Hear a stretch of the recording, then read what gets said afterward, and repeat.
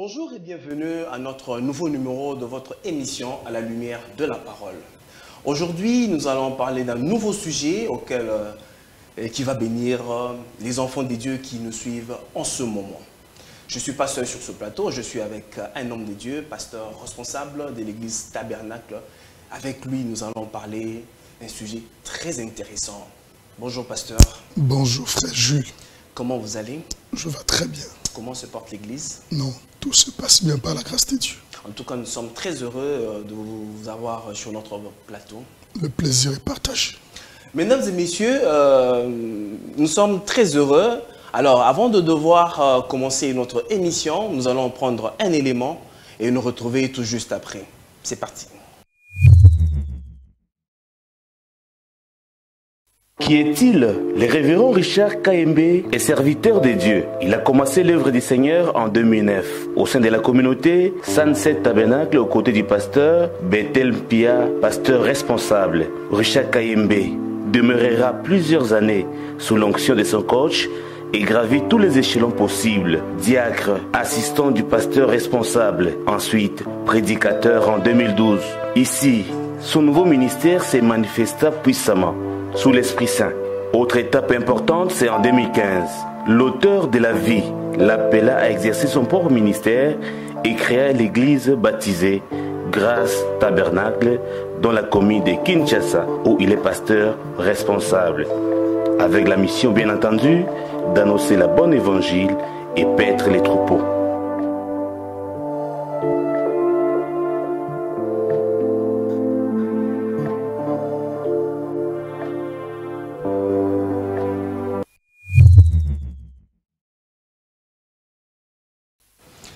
Ok, pasteur, nous venons de suivre l'élément. Quelle est votre impression après avoir suivi l'élément? Bon, personnellement, je suis d'abord ému parce que je m'attendais à tout sauf ça. C'est pour moi une surprise. Et nous disons simplement merci à Dieu pour ce parcours. Parce que sans lui, nous ne serons jamais arrivés à ce que nous sommes aujourd'hui. Ok, c'est grâce à Dieu d'être ce que vous êtes aujourd'hui. Alors, pasteur, juste en peu de mots, en quelques phrases, pourriez-vous nous parler un peu de manière brève de votre conversion? Parce qu'aujourd'hui, vous êtes pasteur. Oui. Comment a été votre conversion? Est-ce que vous avez directement commencé à l'église chez le pasteur, comme nous venons de suivre l'élément, chez le pasteur Bethel, ou c'était avant d'arriver là dans une autre église et ainsi de suite? Ok, merci beaucoup pour la question. Si je dois parler de ma conversion, avant d'être chez le pasteur Bethel, j'étais d'abord chez le pasteur Barouti. J'étais juste croyant, un frère. À l'époque, je me rappelle, j'étais au campus. Alors, je faisais mes études. Alors, comme l'église était tout près de l'université, je partais là-bas. Alors, c'est en 2008 que j'avais senti l'appel pour le ministère. Mais sinon, je commençais à exhorter par-ci, par-là. Alors, un jour, pendant que je fréquentais Victoire, c'est là que je vais rencontrer le pasteur Bethel.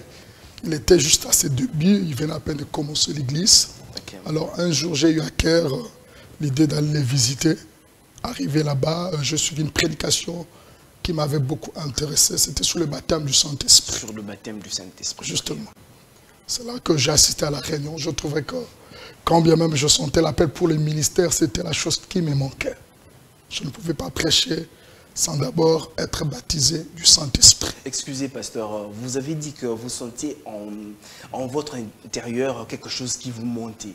Alors, comment vous sentez-vous? C'était juste parce que vous vouliez être sur la chair, ou bien c'est cette chose-là qui vous poussait vers la chair, à monter sur la chair et prêcher par rapport à votre ministère? Dieu vous avait parlé que, voilà, mon cher Richard, je voudrais que tu me serves, que tu sois prédicateur, ou comment ça a été? Bon, ce n'était pas une voix qui me disait que je devrais devenir prédicateur, mais je sentais dans mon cœur un poids, un souci majeur pour les saluts des âmes. En tout cas, quand je voyais quelqu'un qui se méconduisait, qui vivait dans les péchés, ça me dérangeait. J'avais un poids sur moi d'aller vers les imperdus. Okay. Voilà. Et qu'est-ce qui s'est passé après quand vous avez rencontré le pasteur Bethel? Ok. Ok, quand je l'ai rencontré, je suis à la prédication, j'étais intéressé, j'ai assisté à des réunions. C'est en 2009, le 10 octobre, que le Seigneur va me remplir du Saint-Esprit. Okay. Alors je suis resté à ses pieds. Pour la première fois, comme j'étais dans les affaires, il va me nommer administrateur. Okay. J'ai évolué dans cet office-là. Après, je sentais que le moment était venu où je devais commencer à prêcher. Parce qu'avant de prêcher à l'église, je prêchais par-ci, par-là. Je faisais des convertis. Okay. Alors, un bon jour, je prêchais. C'était une veillée de prière. C'était merveilleux. C'était derrière l'absence du pasteur. Il a suivi des échos. Okay. C'est là qu'il va m'inviter pour me suivre. Tout est parti de là. Donc, j'ai été converti en 2009. J'ai commencé à prêcher en 2012, officiellement. Officiellement en 2012, oui. Chez le pasteur Bethel. Justement. Ok. Alors, qu'est-ce qui vous a poussé carrément à quitter le pasteur Bethel, à créer votre propre église?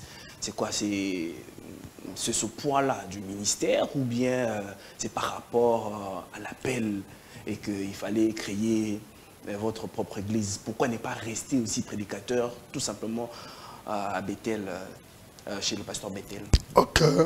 Bon, personnellement, je ne voulais pas quitter. Ok. Mais sinon, nos voix ne sont pas les voix des dieux. Ok. Moi, je pensais évoluer avec lui. D'ailleurs, je me rappelle qu'à l'époque, à 1 ou 2 mois de mon mariage, il m'avait dit qu'il devrait me présenter comme son associé dans le ministère. Okay. C'est 1 mois après que je vais recevoir cette vision-là de commencer l'église. Ce n'était pas facile. Et personnellement, je ne peux pas aller le voir pour lui dire que je recevais une passion pour commencer l'église, une vision pour commencer l'église. C'est lui-même averti divinement par le Seigneur qui va m'appeler pour me dire, c'est comme si tu veux commencer l'église. Je me souviens lui avoir dit non, parce que c'était un secret personnel. Je dis non, pasteur, je n'ai pas vraiment cette idée-là. Ou bien vous aviez peur de ne pas le heurter? Bon, non pas que j'avais peur, mais je ne voulais pas faire un faux pas. Okay. Je voulais être sûr, être rassuré que ce que je faisais était dans la volonté parfaite de Dieu. Okay. Alors pour la première fois, je dis non, pasteur. Et la deuxième fois, c'est son épouse qui va avoir une vision où le Seigneur lui disait clairement qu'il devrait demander à mon pasteur, qui est son époux, de me laisser partir. Okay. Parce que j'étais quand même parmi ces personnes de confiance. Alors c'est là que lui-même va m'appeler pour me dire, bon voilà, j'avais voulu évoluer avec toi, mais voilà ce que le Seigneur me dit, il insiste pour que je te laisse partir. Ce n'était pas facile, je me souviens, les jours où il a prié, et lui et moi avons tous pleuré. Okay. Parce que je ne pouvais pas me détacher de lui. C'est ainsi que j'ai pris ma Bible, je ne savais pas par où commencer, je suis allé à Kassavoubou, prêcher une personne après une autre. Les autres qui me rejetaient, les autres qui me recevaient. Je me rappelle avoir à ma possession 13 personnes. 13 personnes. Oui, c'est là que je suis retourné auprès de lui pour dire, bon voilà l'ancien, j'ai évangélisé, j'ai avec moi 13 personnes et je ne sais pas où les amener. C'est là qu'il me dira, bon, tu peux les amener chez toi à la maison, dans ton salon. Okay. Là, c'était déjà en 2015. Okay. C'est là que je les ai amenés dans mon salon le 16 juillet et l'église avait débuté chez moi à la maison. Ok. Je vois que c'est une très belle expérience avec le Seigneur. Hein, parce qu'on peut remarquer aujourd'hui, surtout vous dans le message, quand quelqu'un qui n'est pas d'accord, surtout les associés et ceux qui sont à côté du pasteur, quand on n'est pas trop d'accord avec son pasteur, et on sort pour crier son église, ainsi de suite. Le cas échéant avec vous, ce n'était pas le cas. Et Dieu, carrément, vous a ouvert une voie et vous a envoyé faire son œuvre. En tout cas, vous êtes très bien béni, vous êtes vraiment béni. Alors, cher pasteur, nous allons devoir parler de notre thème du jour. Okay. Nous allons parler du Saint-Esprit. Alors, pourriez-vous nous dire qu'est-ce que le Saint-Esprit? Merci beaucoup. Pour commencer, La promesse du Saint-Esprit, c'était Jésus qui l'avait faite. Pour être rapide, pour gagner du temps, parce que Dieu avait 3 desseins. Le premier, il voulait être comme un Père, Dieu au-dessus de nous. Et le deuxième, il voulait se manifester dans une chair humaine, Dieu parmi nous. Et le troisième, Dieu voulait habiter dans l'homme, sous forme du Saint-Esprit. Permettez, pasteur, quand vous parlez, je vois, on dirait que vous voulez nous amener en 3 personnes, Dieu le Père, Dieu le Fils, Dieu le Saint-Esprit. Quand vous parlez de Dieu habitant dans l'homme, c'est comme s'il y a une 3e personne. Oui. Vous le disséquez en 3. Ou comment? Non, non, non, pas vraiment ça. D'ailleurs, j'aimerais préciser qu'il n'y a pas 3 personnes en Dieu.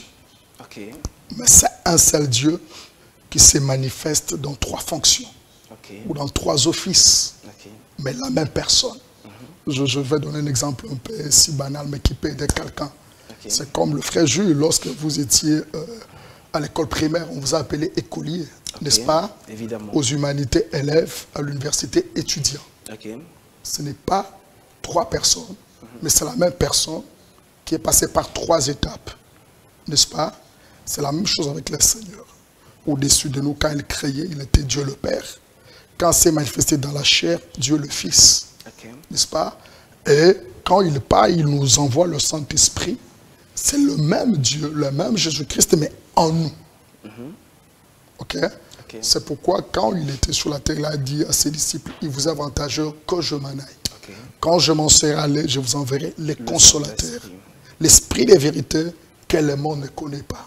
Vous voyez, et quelque part, il dit encore un peu de temps, et le monde ne me verra plus. Mais vous, vous me verrez. Car je serai avec vous, même en vous.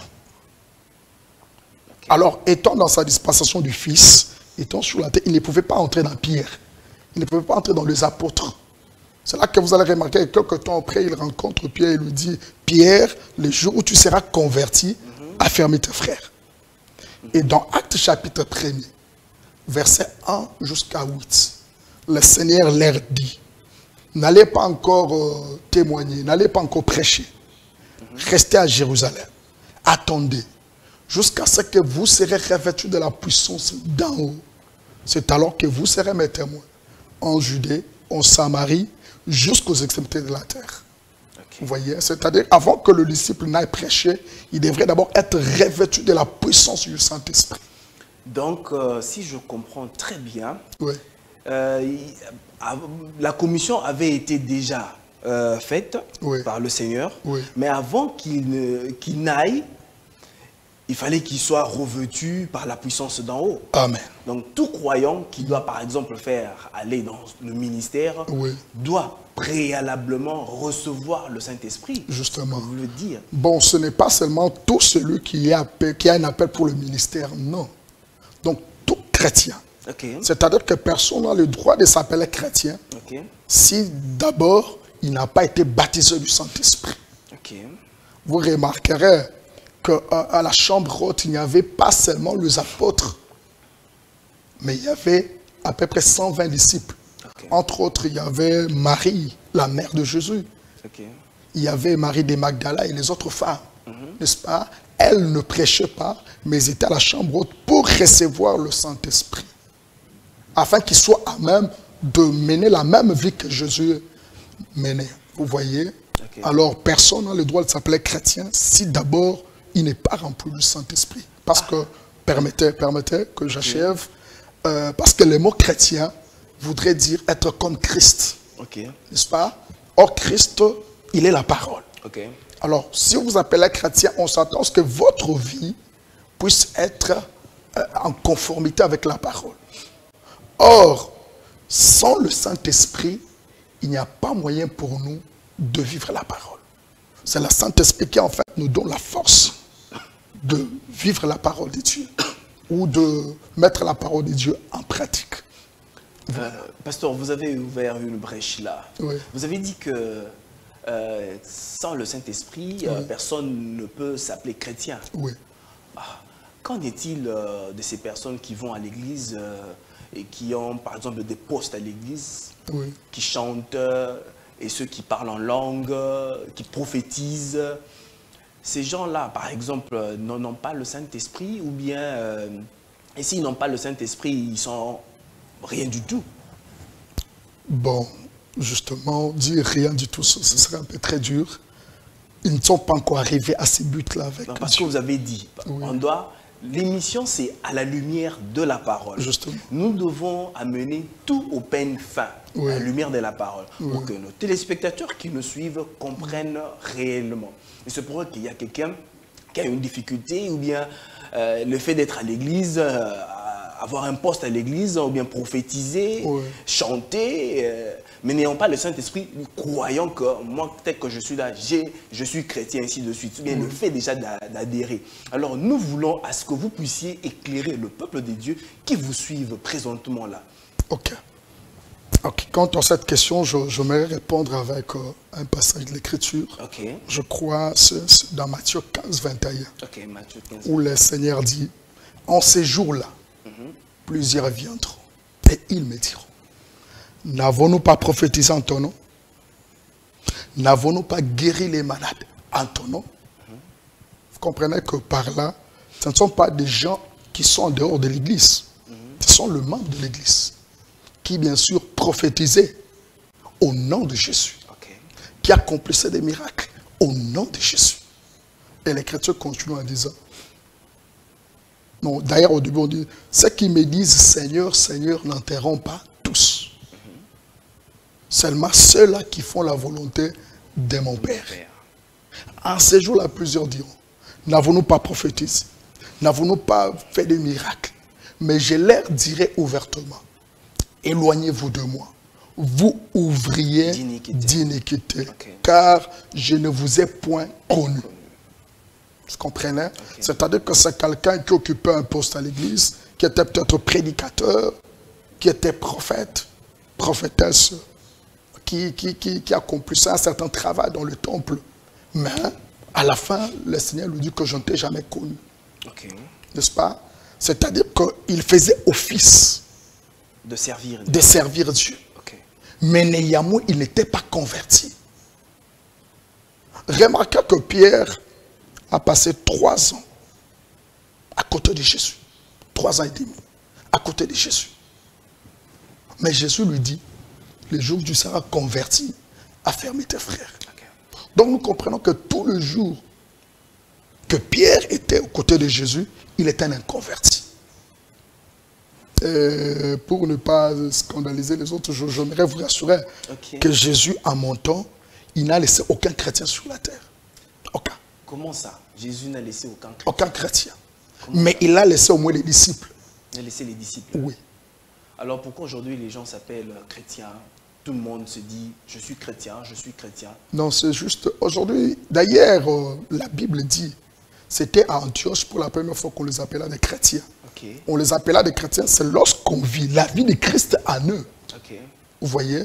Aujourd'hui, parfois, les gens qui s'appellent chrétiens, parfois, c'est par ignorance. D'ailleurs, le nom chrétien, ce n'était pas un nom de gloire, c'était un nom de honte. Parce qu'on les taxait de chrétiens, parce qu'on voyait que la même vie qui était en Jésus était en eux. Ils étaient séparés du monde, ils étaient séparés des autres, n'est-ce pas? Mais aujourd'hui, nous nous appelons des chrétiens, mais la vie que nous menons est en contradiction avec la parole de Dieu. C'est-à-dire, nous faisons profession d'être chrétiens, mais en réalité, nous ne le sommes pas. Nous ne le sommes pas. Parce que le chrétien ne voudrait pas dire quelqu'un qui part à l'église. Non. Parce que bien des fois, lorsqu'on demande à quelqu'un, tu es chrétien, il dit, bon, je prie à telle église, je prie de... Non, ce n'est pas ça. Tu peux être à l'église, mais tu n'es pas chrétien. On devient chrétien lorsqu'on est rempli du Saint-Esprit. C'est pourquoi Jésus pose une condition dans Actes chapitre 1er. Okay. Il dit, n'allez pas témoigner. N'allez pas dire que vous êtes chrétien. Attendez. Jusqu'à ce que vous serez revêtus de la puissance du Saint-Esprit. C'est alors que vous serez mes témoins. Alors, du moment où tu n'es pas encore baptisé du Saint-Esprit, tu es un faux témoin. Donc tu parles de choses que tu ne connais pas. Okay. Alors c'est quand on reçoit le Saint-Esprit qu'on devient un véritable témoin. Parce que vous parlez des choses que vous avez converties. Même nous, le prédicateur, aujourd'hui, deux fois, moi, ça m'inquiète. Lorsque vous entendez un pasteur, un prédicateur, dire que, bon, suivez ce que je vous dis, hein, mais ne faites pas ce que moi je fais. Non. Non. Ça devait être comment? Un prédicateur devrait d'abord lui-même être un modèle. Lui-même doit vivre sa parole. Doit vivre sa prédication. Okay. C'est-à-dire, avant d'aller prêcher les autres, toi-même, tu dois être converti. Okay. N'est-ce pas? Et dire aux gens que le même Dieu qui m'a converti, il peut aussi le faire pour vous. Okay. N'est-ce pas? Mais ce n'est pas quelqu'un qui lui-même n'est pas encore totalement converti. Comment il va mener les autres à la conversion? C'est ça que Jésus a dit. Lorsqu'un aveugle conduit un aveugle, ils vont tous tomber dans une fosse. Okay. N'est-ce pas? Okay. Alors, on ne peut pas s'appeler chrétien du moment où on n'est pas encore rempli du Saint-Esprit. Ok. Mesdames et messieurs, vous qui nous suivez, nous sommes avec le pasteur Richard Kayembe, pasteur responsable de l'église Grâce Tabernacle. Avec lui, nous sommes en train de parler sur ce sujet très intéressant. Alors, pasteur, je voulais savoir, et nos téléspectateurs qui nous suivent en ce moment, oui. Pourquoi le Saint-Esprit a été envoyé? Ok, c'est une très bonne question. Ok. Une très bonne question. Parce que vous savez, c'est Job 14. Okay. Il dit, là, il parle au Seigneur. Il dit, comment voudras-tu que l'homme né de la femme, que la vérité puisse être au fond de son cœur? C'est-à-dire, Job voudrait montrer au Seigneur que l'homme qui est né de la femme est d'office pécheur. Okay. La nature du péché est attachée à lui. Permettez, pasteur. Et il n'y a pas moyen.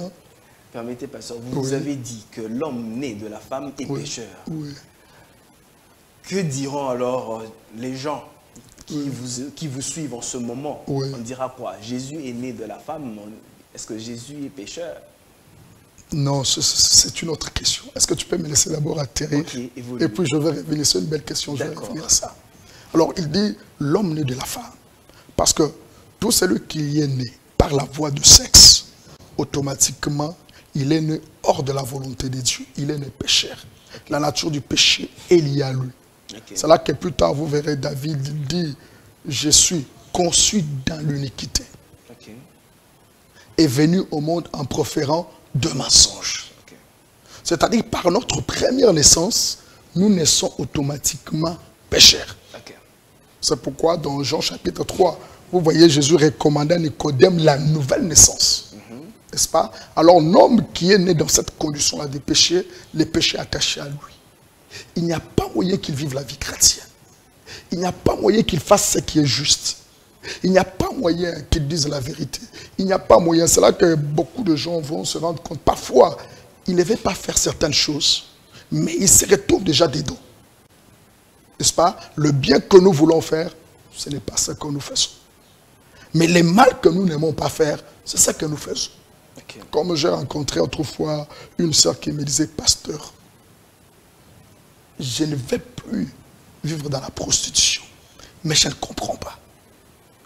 Je peux me donner une discipline. Je me dis, en tout cas, je vais faire des efforts pour ne pas tomber dans ces péchés-là. Mais d'une manière ou d'une autre, je me retrouve dedans. Vous voyez, le péché est plus fort que lui.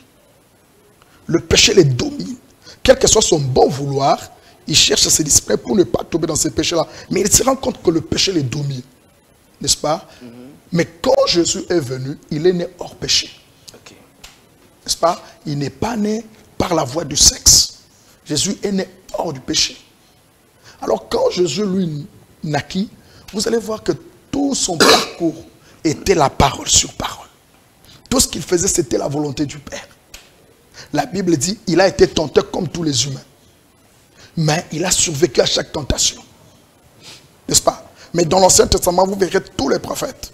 En commençant Abraham, Isaac, Jacob, Joseph, Moïse et les autres, tous, ils ont péché. Okay. Mais quand Jésus lui est venu, lui n'a pas péché. N'est-ce pas? Alors tout homme qui naît par cette voie-là, le péché est attaché à lui.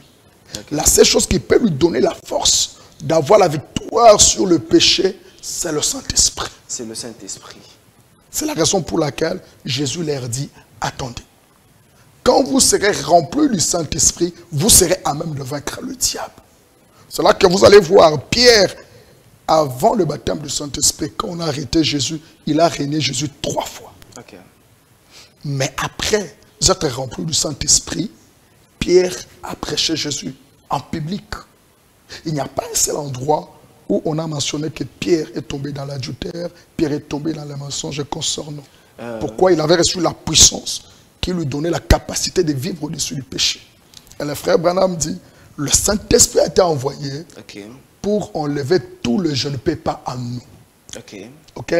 Comment je ne peux pas aimer mon ennemi? Vous savez que la Bible dit, si vous devez aimer vos ennemis. Or, naturellement, c'est impossible que le frère Jules puisse aimer celui qu'il est. C'est vraiment impossible.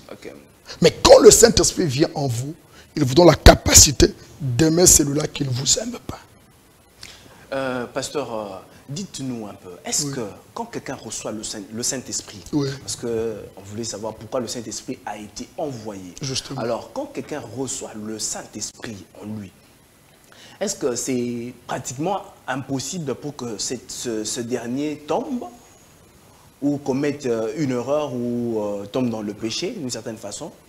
Bon, commettre une erreur, oui, il peut commettre une erreur. Mais le Saint-Esprit en lui ne le gardera pas dans cette erreur-là.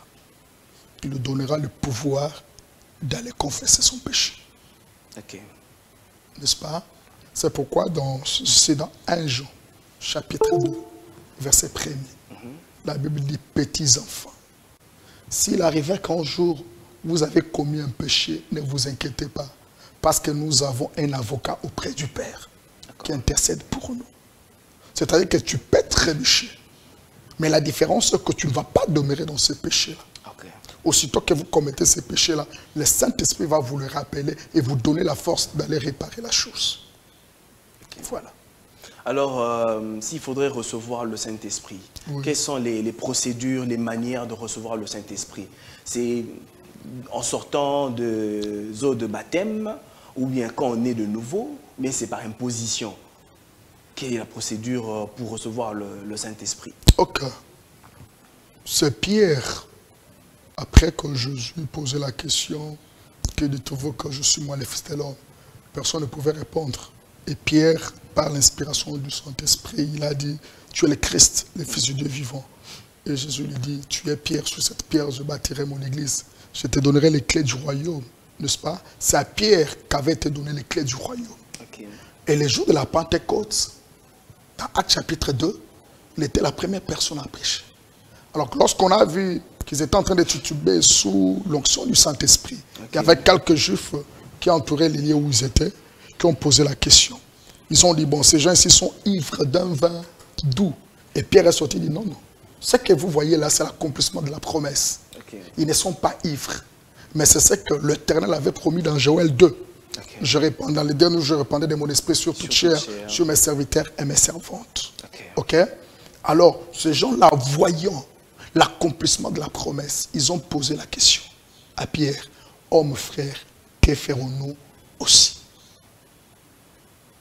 La Bible dit, Pierre leur dit, répentez-vous donc, que chacun de vous soit baptisé au nom de Jésus-Christ pour le pardon de vos péchés et vous recevrez le don du Saint-Esprit.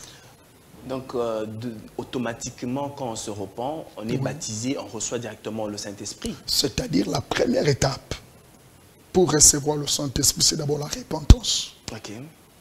Vous vous repentez de votre vie, du péché que vous avez commis. Parce que tout homme, lorsque vous atteignez l'âge de raison, automatiquement 7 ans, Dieu place en nous une conscience. La conscience, laquelle conscience que nous avons définie comme étant la voix intérieure qui nous dit qu'un acte est bon ou mauvais. Toutes les fois que vous vous retrouvez devant un péché, il y a une voix intérieure qui vous dit ne commets pas d'adultère, ne triche pas, ne dis pas les mensonges. Mais dans la plupart des cas, nous étouffons cette voix-là pour faire ce qui est mal. Et cette conscience-là, c'est le témoin de Dieu en nous. On peut se cacher devant les hommes, mais on ne peut pas se cacher devant Dieu. Parce qu'il a placé son témoin en nous, qui enregistre tout ce que nous faisons. Alors, avec cette condition-là du péché en nous, le Saint-Esprit ne peut pas entrer. C'est pourquoi nous devons nous repentir. lorsque vous vous répandez, vous prenez les baptêmes d'eau. Ici, je précise, non pas au nom de William Branham. Parce qu'il y a certaines personnes qui pensent que nous qui prêchons le message, qui croyons au message, nous baptisons les gens au nom de William Branham. Non. Le nom de Branham, dans le nom Branham, il n'y a pas de salut. Le pardon du péché se trouve dans le nom de Jésus. Et le véritable baptême, ce n'est pas au nom du Père, Fils, Saint-Esprit. Mais c'est au nom du Seigneur Jésus-Christ. D'accord, pasteur. Nous sommes pratiquement arrivés à la fin de notre émission. Une toute dernière question, pasteur. Quels sont les actes du Saint-Esprit dans la vie d'un croyant? Merci beaucoup. Je regrette qu'on soit arrivé déjà à la fin. Je crois que nous pourrons revenir pour éclairer l'opinion. Bon, lorsque le Saint-Esprit vient dans quelqu'un, il doit accomplir certaines œuvres. Le Saint-Esprit vient pour nous donner une vie sanctifiée. C'est-à-dire, il vous amène dans cette dimension-là, où vous aussi, vous pouvez dire comme Paul, ce n'est plus moi qui vis, c'est Christ qui vit en moi. C'est-à-dire que vous allez vous mener une vie sanctifiée. Le Saint-Esprit vient pour vous donner la capacité d'accomplir les mêmes œuvres que Jésus avait accomplies. C'est pourquoi dans Marc chapitre 16, la Bible dit, voici les signes et le miracle qui accompagneront ceux qui auront cru. À mon nom, ils chasseront les démons. S'ils imposent les mots malades, les malades seront guéris. C'est-à-dire quand on reçoit le Saint-Esprit, on devient à même de dégager cette puissance-là qui peut guérir les malades, qui peut chasser les démons. D'accord. Merci beaucoup, pasteur. Mesdames et messieurs, c'était un honneur et un plaisir de partager ce moment très intéressant avec vous. Nous recevions pour vous le pasteur Richard Kayembe, qui est pasteur responsable de l'église Grâce Tabernacle, une église du message du temps de la fin, prêchée par William Marion Branham. Je parie que, pasteur, ce ne sera pas une dernière de venir sur nos plateaux. En tout cas, ce n'est pas une dernière fois. Mesdames et messieurs, au revoir et à la prochaine. Shalom.